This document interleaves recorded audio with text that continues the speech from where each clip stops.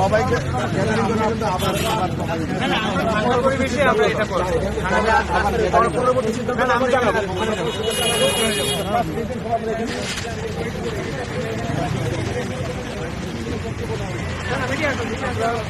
আমরা আমাদের জায়গা দিবেন, একটু জায়গা দিবেন, আমাদের কিছু জায়গা দিবেন।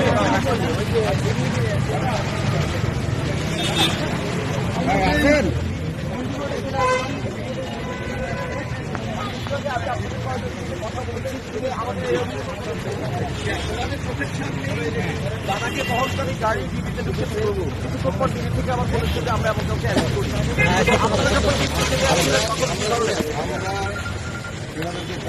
কাছে আমরা জানতে চাই যে আমরা শুনেছি চিন্ময় প্রভুকে এখানে আনা হয়েছে। আমরা তার অবস্থানটা জানতে চেয়েছি যে উনি এখানে আসেন কিনা, আপনারা ওনাকে নিয়ে আসেন।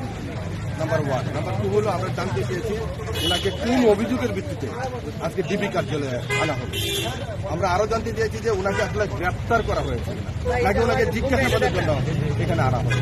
তো কর্তৃপক্ষ আমাদেরকে বলছেন যে আপনারা একটু ওয়েট করেন, আমরা কিছুক্ষণের মধ্যে আপনাদেরকে এই কোশ্চেনগুলো আমরা সেই কারণে আমরা এখানে আমরা ওয়েট করি। ওনার বিরুদ্ধে মামলা আছে কোতোয়ালি থানায়, এই ব্যাপারে আপনারা কিছু জানেন?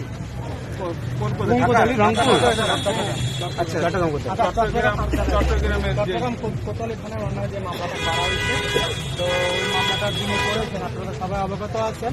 এর বিরুদ্ধে রাজনৈতিক দল থেকে ব্যাপারে তাকে বলতে পারে অলরেডি মামলাটা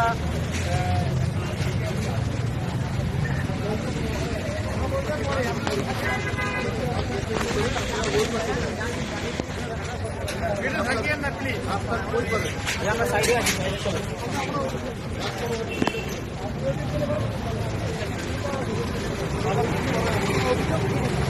তাহলে এটা তো কাছে নিয়ে যেতে বলেছিলেন। তো এখন আমরা যেটা দাদা বলেছেন যে আমরা কি জানতে চাই অবস্থানটা কি এবং ওনাকে গ্রেফতার করা হয়েছে কিনা, এবং উনি এখন কোথাও অবস্থান করছেন পরবর্তী চিন্ময় প্রভুর সাথে গ্রেফতারের সঙ্গে উনি সাথে ছিলেন, উনি হয়তো ভালো বলতে পারবেন।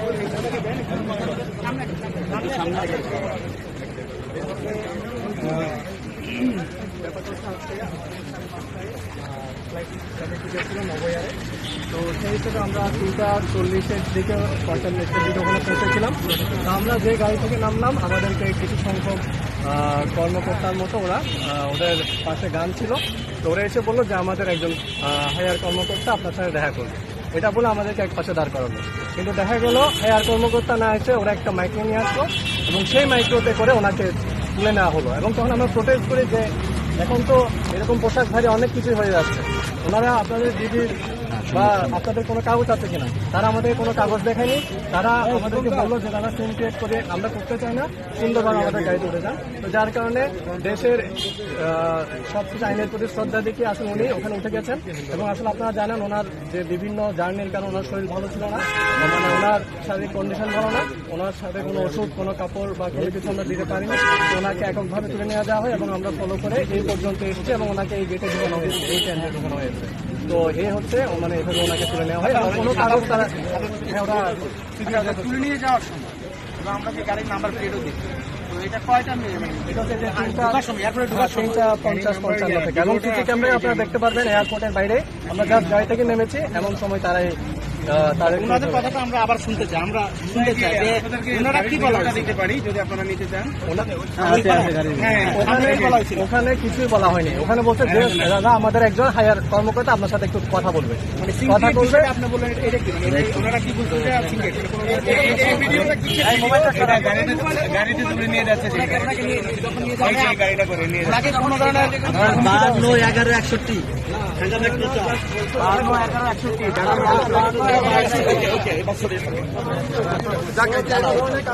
এখন আমরা এখানে এসেছি, অনেকে লক্ষ্য করবেন যে অনেকে জানতে পেরে কিন্তু চিন্ময় প্রভু অবস্থান সম্পর্কে জানার জন্য সবাই কিন্তু এখানে জড়ো হয়েছেন। আমরা আমরা জানতে চাই যে চিন্ময় প্রভুকে ডিবি কার্যালয়ে উনি আছেন কিনা এবং উনাকে কোন অভিযোগের ভিত্তিতে আজকে এইখানে নিয়ে আসা হয়েছে। তাকে গ্রেপ্তার করা হয়েছে কিনা, কিংবা পরবর্তী কার্যক্রমটা কি। আমরা কর্তৃপক্ষের কাছে আমরা জানতে চেয়েছি, কর্তৃপক্ষ আমাদেরকে বলেছেন যে আপনারা একটু অপেক্ষা করেন, আপনাদের সব প্রশ্নের উত্তর আমরা তিনি সুস্থ আছেন কিনা, কি অবস্থায় আছেন, এই বিষয়গুলো আমাকে একজন করতে হবে আমাদেরকে। জানার জন্য আমরা বলেছি। শারীরিক কন্ডিশন কি ওনার? স্যার, এই কন্ডিশন কি আমরা জানার কথা বলেছি, ওনারা বলেছেন আপনারা অপেক্ষা করেন, আমরা আপনাদেরকে আমরা জানাবো। সেই করতে আমরা এখানে অপেক্ষা করছি। এটা হলো আপনাদের কাছে আপডেট। আর ইতিমধ্যে তার বিরুদ্ধে যে মামলাটা হয়েছে এটি কিন্তু একটি সাজানো মামলা, এবং ইতিমধ্যে দেশের হিন্দু সম্প্রদায় সহ অসাম্প্রদায়িক চেতনার সকল মানুষ সেই মামলাটি প্রত্যাখ্যান করেছে। এই মামলার মূল উদ্দেশ্যই ছিল হিন্দু সম্প্রদায় সহ সংখ্যালঘু সম্প্রদায়কে প্রতিহত করা, সংখ্যালঘু সম্প্রদায়কে আন্দোলন দমানো, তারই অংশ হিসাবে আজকে চিন্ময় প্রভুকে গ্রেপ্তার করা হয়েছে। ইতিমধ্যে এই মামলা এবং গ্রেপ্তারকে আমরা তীব্র নিন্দা জানাই, এবং ইতিমধ্যেই সারা বাংলাদেশের 64টি জেলায় কিন্তু সংখ্যালঘু হিন্দু সম্প্রদায়ের লোকজন শান্তিপূর্ণভাবে প্রতিবাদ করছে। ঢাকায় শাহবাগ অবস্থান নিয়েছে ঢাকার ছাত্র সমাজ, যুব সমাজ। আমরা সরকারকে অনুরোধ করব, এই ভুলের দিকে আপনারা যাবেন না। আপনারা আজকে অস্থিতিশীল করবেন না। চিন্ময় প্রভুকে গ্রেপ্তার করে জামিন নিয়ে আসেন। ওই মামলা যেটা ছিল জামিন নিয়ে আসেন বর্তমানে। এখন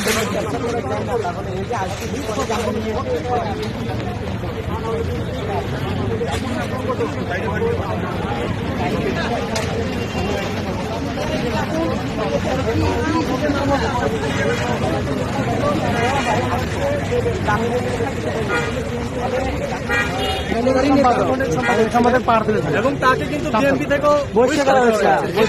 আসলে কারণ তারাও অবগত আছেন এটা আসলে সাজানো একটা মিথ্যা, একটা চক্রান্তমূলক, ষড়যন্ত্রমূলক একটা মামলা।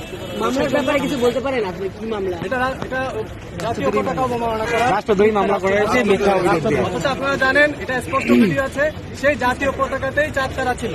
তার মানে আমাদের পতাকাকে যে বিকৃত করেছে সেটার বিচার না করে একটা ষড়যন্ত্রমূলক ভাবে 19 কিলোমিটার দূরে ছিল সেই জায়গা থেকে। ওনার কোনো ওখানে সংযোগের বা ওনার কোনো ওখানে হস্তক্ষেপের কোনো প্রমাণই নেই। কোনো এই মামলায় তো ইতিপূর্বে আরো দুজনকে গ্রেপ্তার করা হয়েছে, তাদের অবস্থা কি? তাদের অবস্থা এটা আমাদের কাছে জানা নেই, তাদের সেটা প্রক্রিয়া চলছে, আইনগত প্রক্রিয়া সেটা চলছে। আপনারা একটা বিষয় বললেন যে যেহেতু অ্যারেস্ট করা হয়েছে একটি সুস্পষ্ট মামলায়, তো আদালতে তো নিশ্চয়ই তোলা হয়েছে। আদালতে তোলার পরে তাদের বিরুদ্ধে কি অভিযোগ আনা হয়েছে, আপনারা এই মামলাটি সম্পর্কে জানেন কিনা? তাদের বিরুদ্ধেও সেই একই অভিযোগ আনা হয়েছে যে যারা পতাকা লাগিয়েছিল, তো সেটা চলমান আছে, সেটা পতাকা আলাদা স্ট্যান্ডে ছিল ওখানে। ভাই আমি একটা প্রশ্ন করতে চাই, আমি একটা প্রশ্ন আচ্ছা আমি একটা প্রশ্ন করতে চাই যে আপনারা এখানে তো কয়েকজন কথা বললেন, তাতে একজন বললেন যে আপনারা শুধু তার স্পষ্ট অবস্থান জানতে চান, তার পরিস্থিতি জানতে চান, তাকে আদালতে কখন উঠানো হবে এটা জানতে চান, সে সুস্থ আছে কিনা। আরেকজন বললেন যে নিঃশর্ত মুক্তি চান। আসলে আপনাদের মানে কর্মসূচি কিংবা আপনাদের স্ট্যান্ডটা কি একটু যদি বলেন। আমরা একটা সংখ্যালঘু সম্প্রদায় গত 9 আগস্ট থেকে 8 দফা দাবি নিয়ে নেমেছিল এবং চিন্ময় প্রভু প্রতিদিন আমাদের নেতৃত্ব দিয়ে এসেছেন এতদিন পর্যন্ত আমরা চুপ করেছিলাম। চিন্ময় প্রভুর আদেশে ওনার বিরুদ্ধে অনেক আগে থেকে মিথ্যা ষড়যন্ত্র চলছে, মিথ্যা মামলা দেওয়া হয়েছে। আমরা কোনো কিছু Sonatani Media.